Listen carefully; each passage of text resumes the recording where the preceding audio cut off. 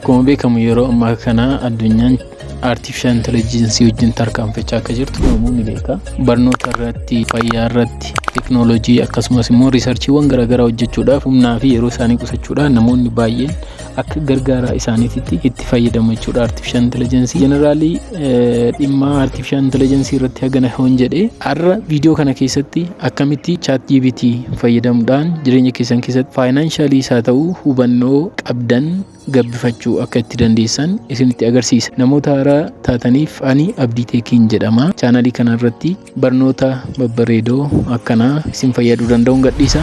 Subscribe gochuudhaan maatii chaanalii keenya ta'a. Egaan maquma isaarraa hoo kaane ChatGPT hoo jennu jecha sadirraa kan ijaaramedha.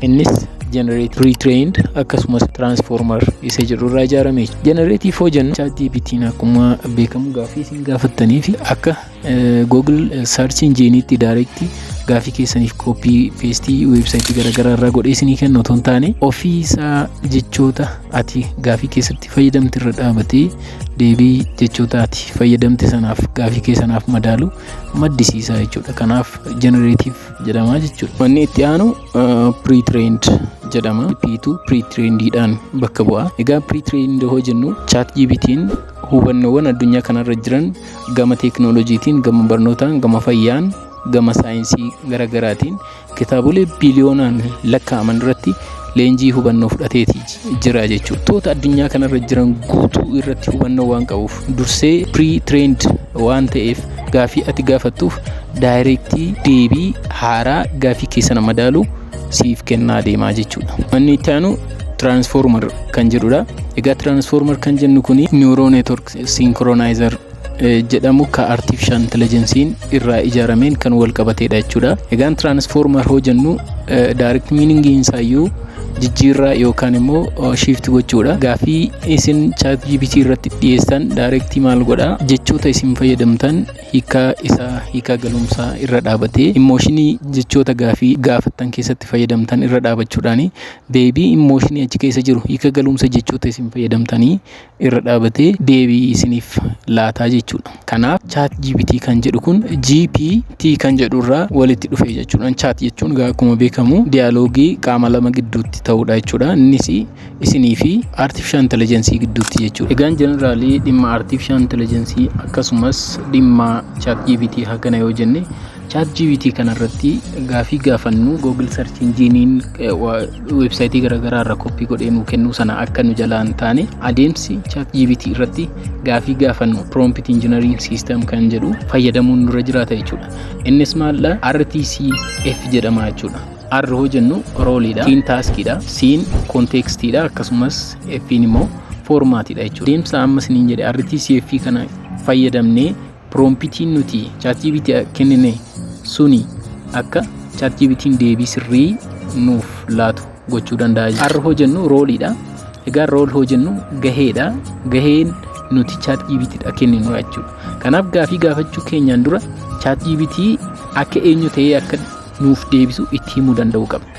Kana jechuun keenya yoo fakkeenyaaf dhimma daldalaa irratti scriptii garaagaraa, business plan garaagaraa akka nuuf hojjetuuf yaadna akka ogeessa daldalaatti yaaditii jennee jalqabuu danda'uu qabna jechuudha. Inni kun gahee kennuufi sanadha jechuudha. Kanaaf rool jedhama jechuudha. Taask inni jennu immoo hojii itti kennuudha jechuudha. Waan nu hojjetu sana itti himu, waan inni gaafii keenya irra dhaabbatee deebii akka nuuf laatu barbaannu sana ChatGPT himuudha jechuudha. Egaa akkuma amma jenne fakkeenyaaf dhimma daldalaa irratti hootee rooliin isaa akka ogeessa daldalaa tokkotti yaaditii deebii naaf laadhu jenneeni. Egaan itti aansinee maal goone dhimma daldalaa sana business planning keenya kan akkamiiti kan jedhu sana kaapitaalli isaa meeshaaleen barbaachisan karoorri ji'a ja'a chaalenjii jiru furmaata isaa maal kana guutuu taaskii keessatti itti himuu danda'uu qabna jechuudha. Inni itti aanu C yookaan kontekstiidha. Kontekstiin immoo uumamaa jechuudha. Kana hoo jennu business planning nu hojjetu sun maamiltoonni irra dhaabbatu sun isaan kan fakkeenyaaf dhimma mana bunaaf shaayii banuu tokko hoo ta'e maamilli yookaan kastamariin keessuun eenyu akka ta'e itti himuu danda'uu qabda jechuudha.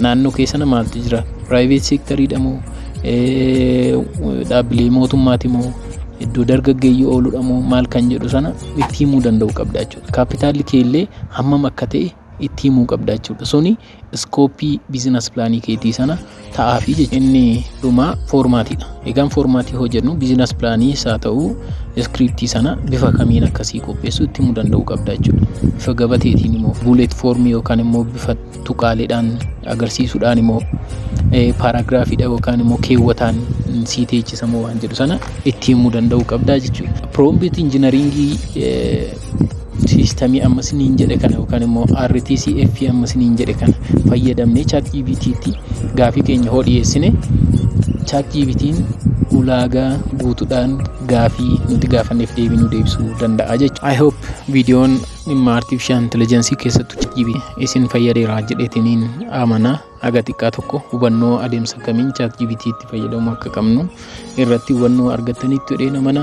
Chaanalii kanaaf haaraa taatan ammallee subscribe gochuu hin dagatinaa. Koomentii irratti immoo viidiyoowwan biroo maal irratti akka hojjennu kan hin barbaadan jiraate koomentii irratti naa barreessuu hin dagatinaa. Viidiyoo itti aanu nagaa wal agarruutti turtii gaarii isiniif haa ta'u.